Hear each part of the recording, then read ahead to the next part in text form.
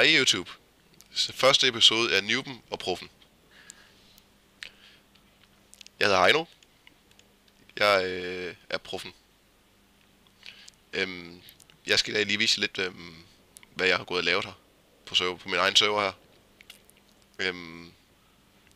Men jeg skal lige se, om jeg kan finde min ven, Nuben først. Jeg ved ikke lige, hvad han er. Noob! Hallo? Hallo? Hvad laver du deroppe? Det ved jeg ikke. Okay. Jeg faldt lige. Hjælp. Jeg har højdeskræk. Hop, så griber jeg dig. Nå, det hjælper ikke, du vel. Nej. Hey! Nå. Som I kan se, så hedder han Stilski. Yes, goddag. Også kendt som en meget, meget stor noob. Ja, han er lidt noob i det. Det skal man være. Skal have plads til at sige det? Det skal der. Fordi at...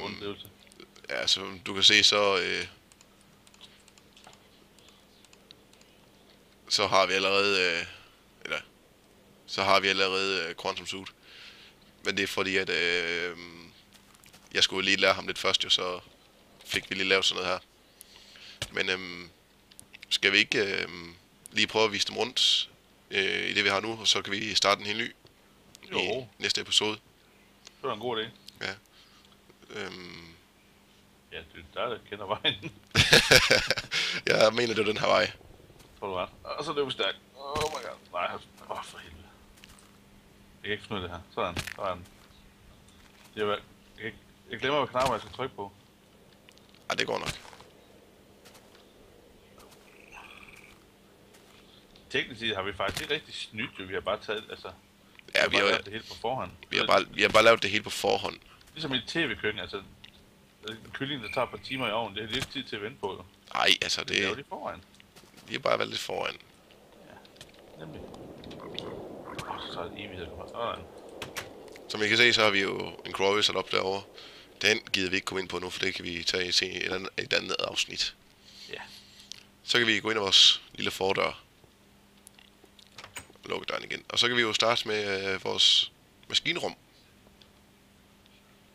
Der er lige lidt extractor, der er sat til. Der er så ingen sticky resin mere. Din skyld. Jamen, jeg skulle ikke lave flere solar panels. Nej, men til gengæld så har vi tons rubber. Ja, det er til alle de kobberkabler, jeg har lavet. Ja. Så kan vi gå ind ved siden af. Nå ja, forresten, det her det er vores lille strømskærm. Den fortæller os, hvor meget strøm vi har. Det ser jo meget godt ud i forhold til den her. Kan vi gå ind ved siden af? 18. Ej, der har vi jo det, som alle folk de stræber for vildt efter. Energikondenser. Det er kondenserne alt ned. Og så vores kondenserkiste. Nu lukker jeg derinde. Skal du ikke købe? Så har vi lige et lille lager. Det er jo ikke det helt store. Jeg har haft det, der var større engang. Selvfølgelig, alle lager har selvfølgelig også deres egen vandpøl. Det er obligatorisk. Nu bliver du lukket ind igen. Nej. Skal vi starte ud med kælderen? Ja. Yeah. Vi har lavet så et lille fint system med teleporter. Vi har en, der går ned i kælderen. Jeg kan godt lide, at du siger vi, når jeg ikke aner en skid om, hvordan man gør det. Ja. Og jeg har lavet en nuklear reaktor, som jeg har sat op på den her måde. Det har jeg fortruffelig godt med. Den er ikke sprunget endnu.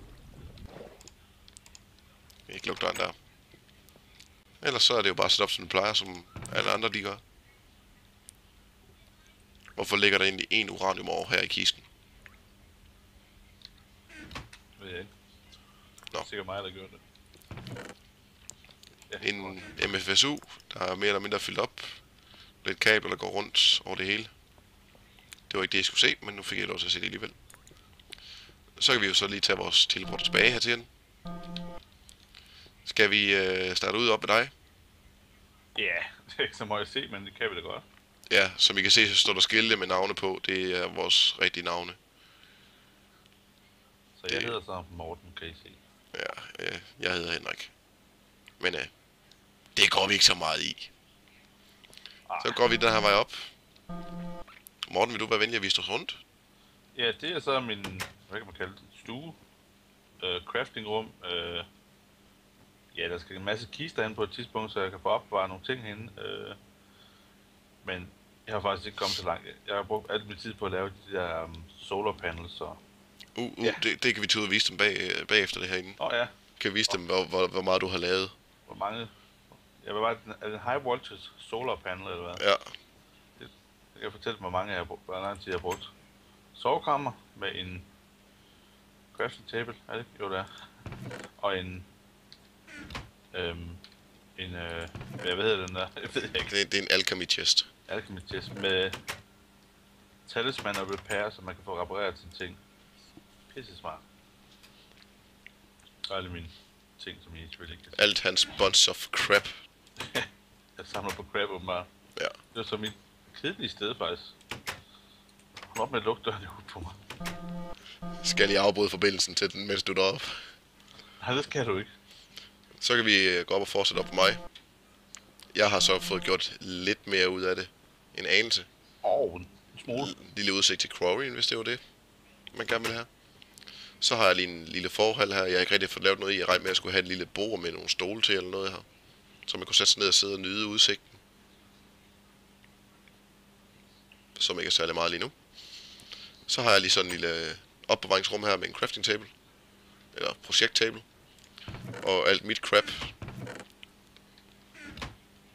Og jeg har lige en ender chest, der går ned helt ned i bunden. Skal jeg også stille en op ved dig, Morten. Så har jeg igen lige sådan en lille gang. Og herinde, der har vi det ultimative bedste rum. Yeah. Ølrummet. En tom kiste. Og den her, den er faktisk også rigtig rar her. Der er nok nogen, der kender den. Der er nok også nogen, der ikke kender den. Men jeg kan vise senere, hvordan den gør. Og hvad den kan.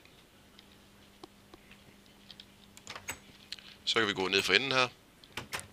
Der har jeg så et lille sovekammer. Med en lille seng. Jeg kan faktisk gå i seng nu, hvis jeg vil.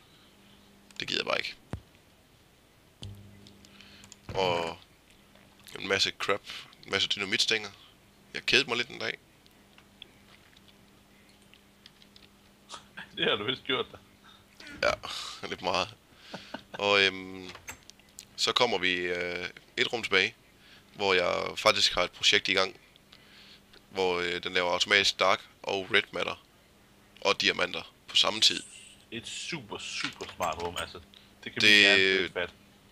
Altså, der er nogen, der ikke kan forstå sådan noget. Lige nu der er den gået i stå, ser det ud til, fordi at... Men I kan se, at der er dark matter her, vi har lige en enkelt en her, putter herover i.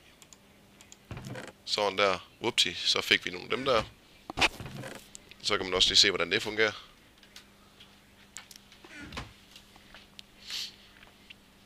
Så det er simpelthen sådan, at vi har de der blazerstave. Kører op igennem. Ned og kører i maceratoren. En blazerstav giver...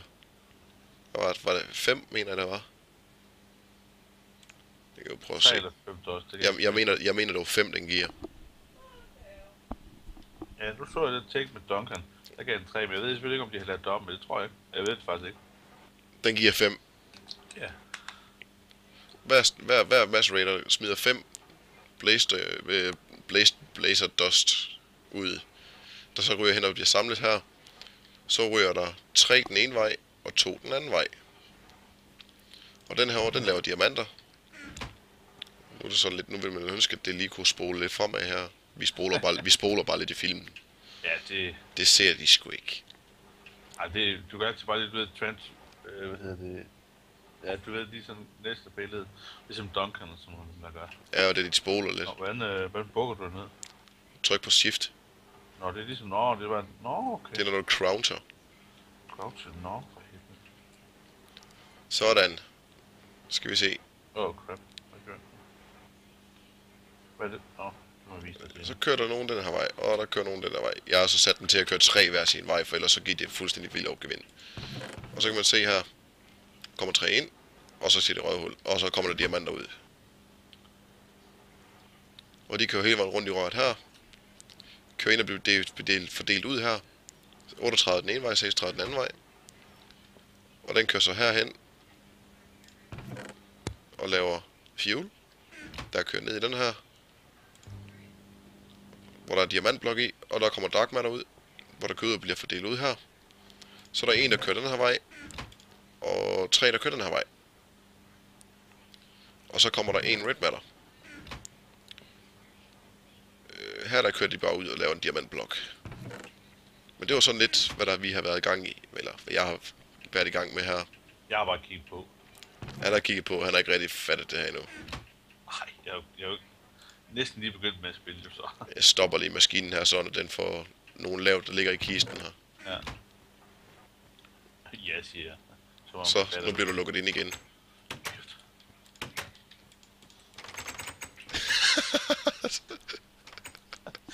Det gik lige med stærkt.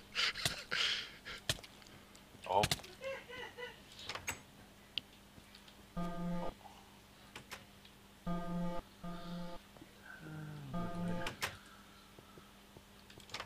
Men det var, hvad vi lige har haft gang i.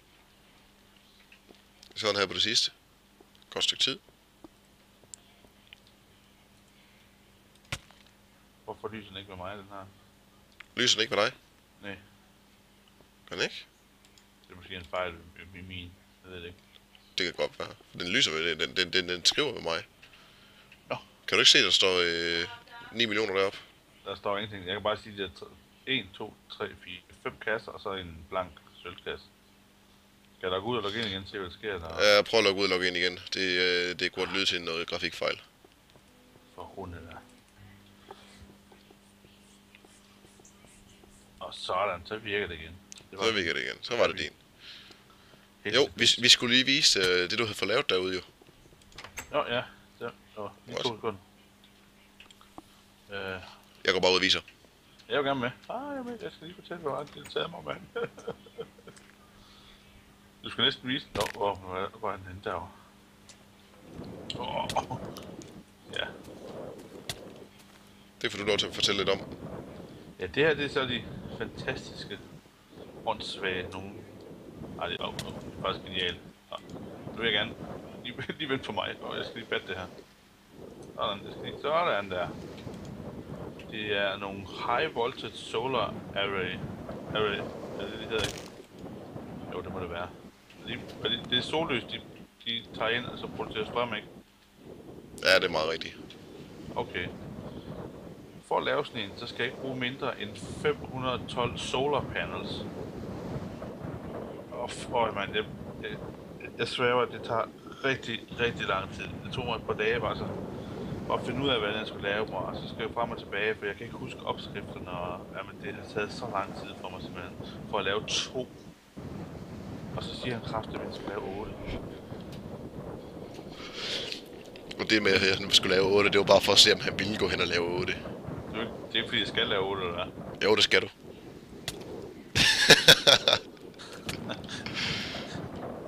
Ej, du behøver ikke lave 8. Jeg har bare altid haft 8 for en sikkerheds skyld. Ja, men det er fantastisk, og det hjælper mig lidt til at lære det her, hvad det her spil egentlig går ud på, eller hvad det også skal gå ud på.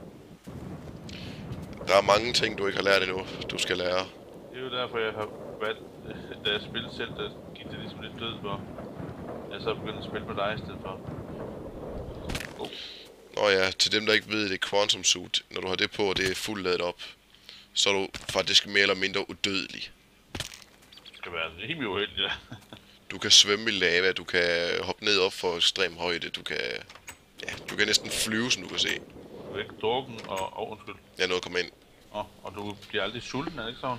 Jo, du bliver aldrig sulten, og du drukner ikke eller noget som helst. Og du kan løbe pænt stærkt. Ja. Faktisk meget effektivt. Rar her, men tager pisse lang tid at lave. Jo, det tog et stykke tid. Men det er jo ikke bare noget, at du spawnede, eller hedder det spawnede? Eller hvad kalder man det? Nej, det var ikke noget, jeg har spawnet. Kan du ikke huske, vi lavede det vi lavede det hen i landsbyen? Ja, vi lavede det i landsbyen. Jeg ved bare ikke, om det hedder spawnet, når man snyder. Forstår du, hvad jeg mener? Men det er ved at være tid til at stoppe første episode. Eller intro-episoden, eller hvad man kan Ja, kalde det. introen til Ja. første episode. Ja. Intro til oplysning om, hvad og hvem vi er, og hvad det er, vi vil. Kan man sige. Okay.